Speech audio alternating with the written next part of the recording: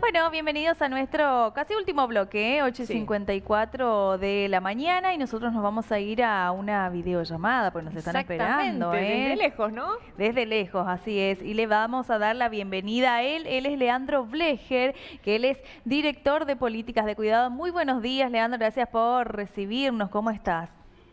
¿Qué tal? Buen día. Muchas gracias a ustedes por llamar. Un gusto. Espero que hayan empezado bien el día. Muy bien, ¿usted? Muy bien, muy bien. Muy contento de ver a queridas amigas de tanto tiempo. Así es.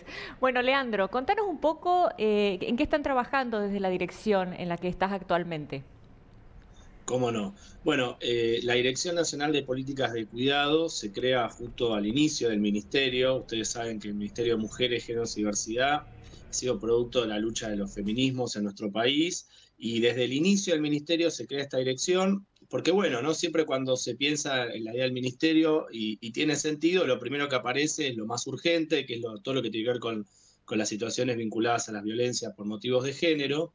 Y en ese sentido hay una parte muy importante del ministerio que tiene que ver con eso, pero también hay otra parte que es la Secretaría de Políticas de Igualdad y Diversidad, que contempla en su agenda todas las situaciones, digamos, estructurales que están muy vinculadas con esto, ¿no? Siempre decimos que la desigualdad y la distribución de los cuidados es donde podemos encontrar justamente el núcleo de las desigualdades, ¿no? Desde ahí es donde se originan.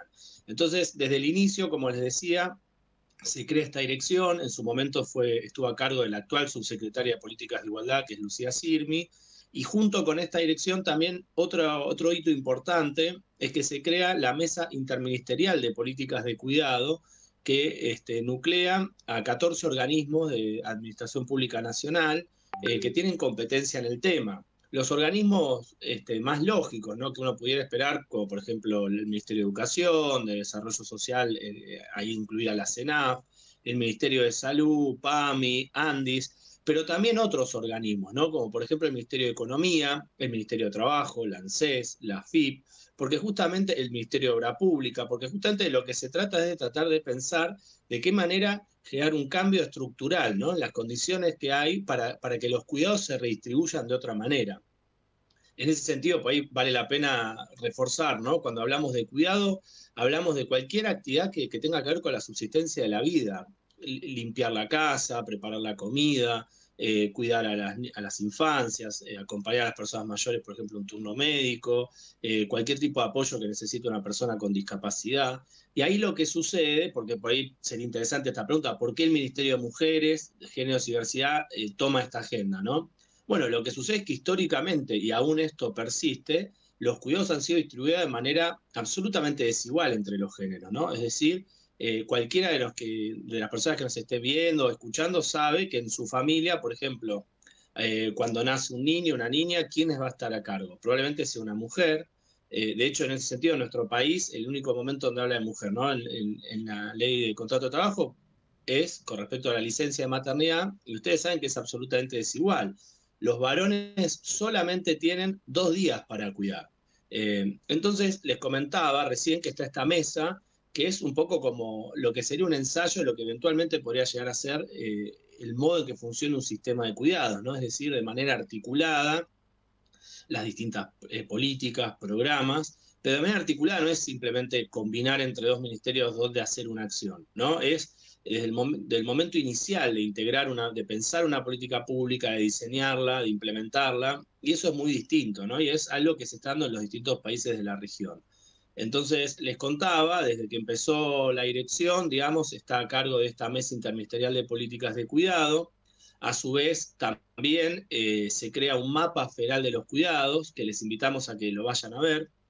Se meten ahí en Google y ponen mapa federal de los cuidados y van a ver que es un mapa que tiene todos los espacios de cuidado a lo largo y a lo ancho de nuestro país, vinculados a las infancias, a las personas mayores, a las personas con discapacidad y también espacios donde se dé formación de cuidados. Entonces ahí uno se geolocaliza en función de dónde estás y te aparecen los lugares que están más cerca. Y además de eso está lo que se llama la fase interna del mapa, que es una herramienta de análisis de información, que es una herramienta que sirve para los gobiernos locales, para otros ministerios y que es de mucho provecho para poder pensar políticas, ¿no? Porque muchas veces lo que pasa con los cuidados es que están invisibilizados, está totalmente naturalizado el modo en que se da. Hace un rato les decía la cuestión de la distribución desigual. La última encuesta nacional de uso del tiempo nos confirma que las mujeres cuidan el doble de tiempo que los varones. Se piensa en estos términos binarios porque así es como está hecha la encuesta, ¿no?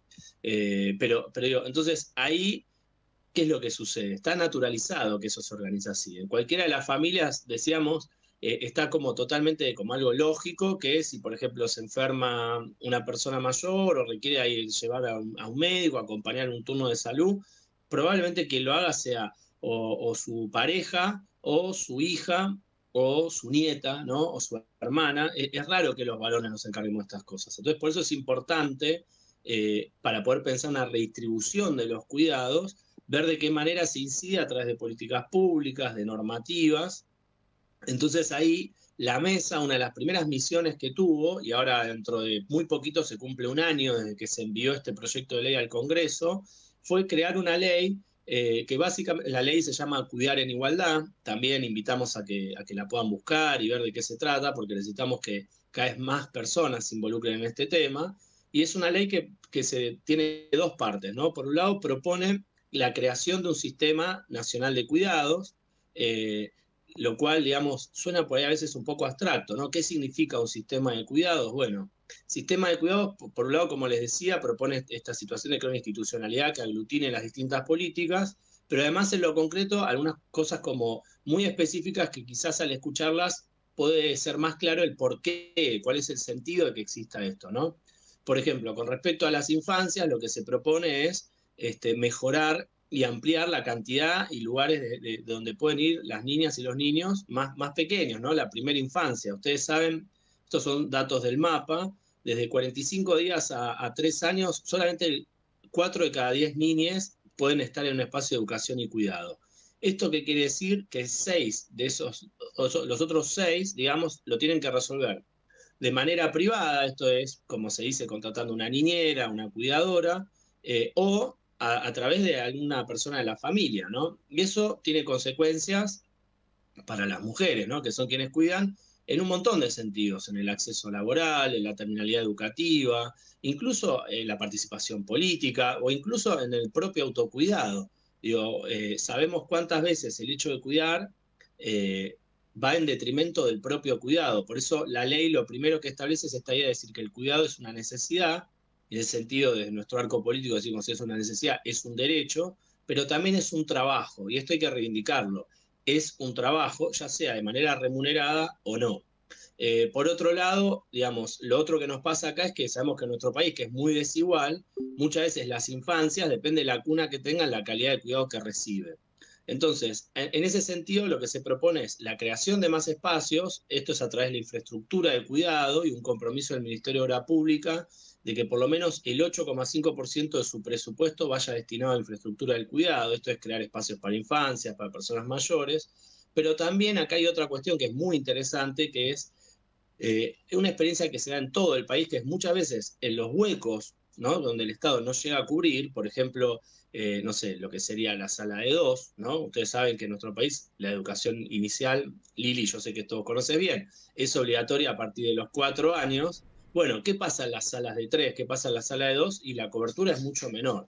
Entonces, en ese sentido, para los espacios comunitarios, que son los que muchas veces, digamos, salen a subsanar esta situación y contienen y dan espacios que son de mucha calidad, pero esto es siempre con el costo de que las trabajadoras comunitarias lo hacen de manera o muy informal o con baja remuneración y demás. Una de las cuestiones que propone este proyecto es justamente garantizar los ingresos y todo lo que tenga que ver con tener un trabajo, ¿no? Registrado a las trabajadoras comunitarias.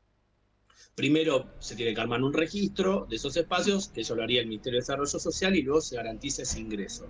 Entonces, de esa manera ya hay una parte que se va resolviendo. En un espacio de calidad con una trabajadora contratada. Leandro. Sí. No, pensábamos que no nos escuchás.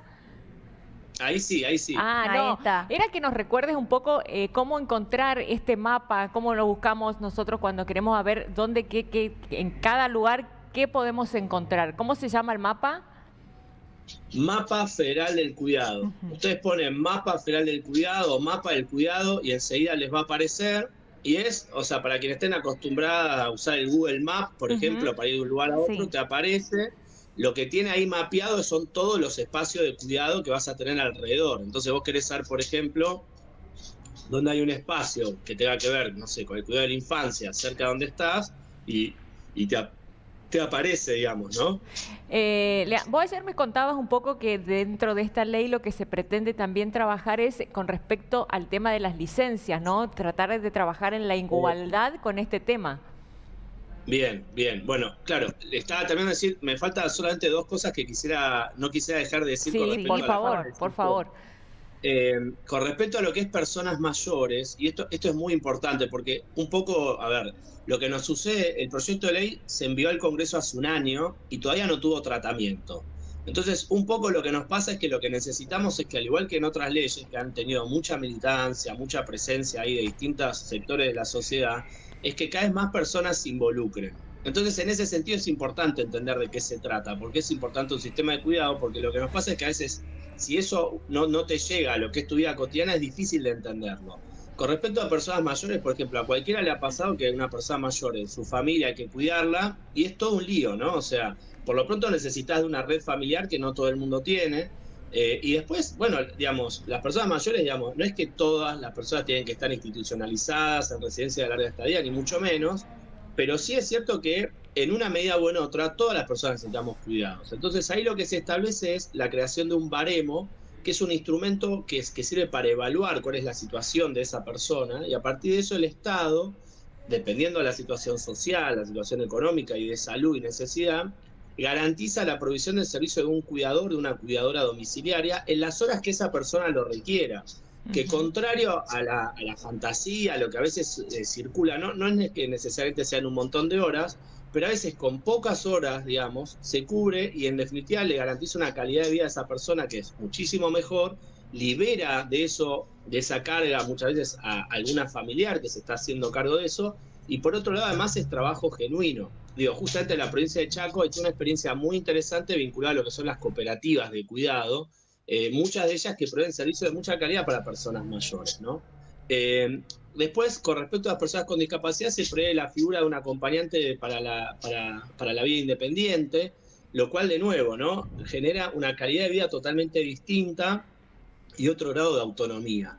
Ahora sí, con respecto a lo que me preguntaban, digamos, en nuestro país el sistema de licencias es uno de los más atrasados en la región, uno de los más desiguales. Los varones solamente tenemos 2 días para cuidar.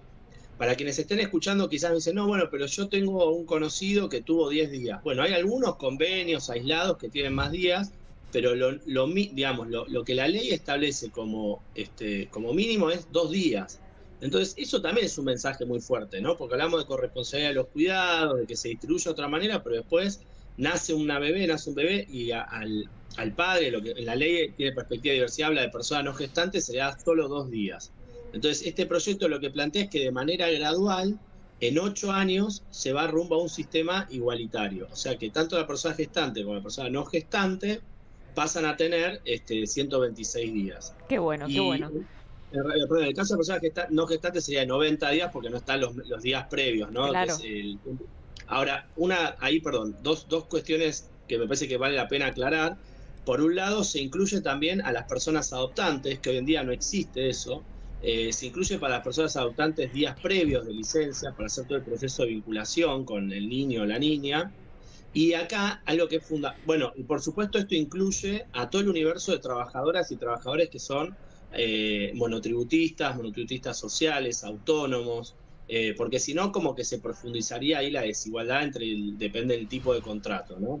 Y todo esto queda cubierto, pues esto también es importante decirlo, por la seguridad social, porque ha habido muchos proyectos de licencias, de reforma de licencias en nuestro país, y el problema que tenían siempre era que muchas veces los empresarios, las personas que están a cargo dicen, bueno, pero yo no puedo sostener esto. Por eso, digamos, se hace de manera solidaria y lo cubre la seguridad social.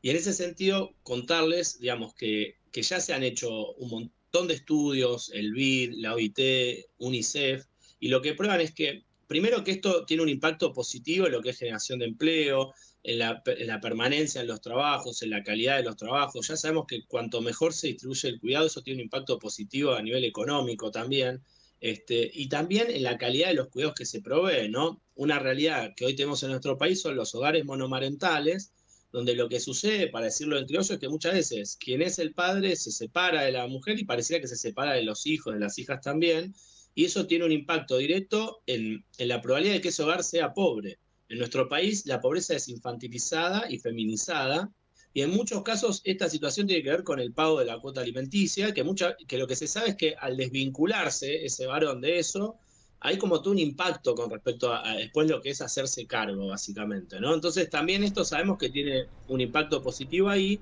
porque algo que no dije recién es que las licencias para las personas no gestantes son obligatorias, no es que son optativas. Porque un poco lo malo es que somos el país muy atrasado en el tema, lo bueno es que ya hemos aprendido otras experiencias. Sabemos que cuando no son obligatorias, muchas veces los varones no se la toman por inercia, porque en los lugares de trabajo no está bien visto. En este caso pasa a ser absolutamente obligatorio, y eso también tiene un impacto en lo laboral, ¿no? Porque a cualquiera de mujer le ha pasado que fue una entrevista de trabajo y le preguntan, bueno, ¿vos querés ser mamá? ¿No? Y no importa si querés ser o no, eso ya a priori te genera una situación de desigualdad para acceder a ese trabajo. Con un sistema de licencias igualitario, eso no sucedería, digamos. Bueno, excelente, más Leandro. que claro, más que claro toda la información. Exactamente. Bueno, Leandro, te agradecemos por tu tiempo, por esta información que es sumamente importante y obviamente seguir trabajando para la igualdad de todos, ¿no? Así es, de todos y de todas. Así es. Por supuesto que sí. Que tengas una excelente jornada. Gracias, un gusto.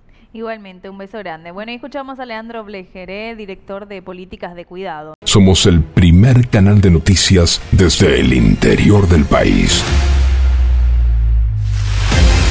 Transmite desde el histórico Chalet Rapaccioli, Resistencia, Chaco, Norte Grande Federal. Somos periodismo con historia.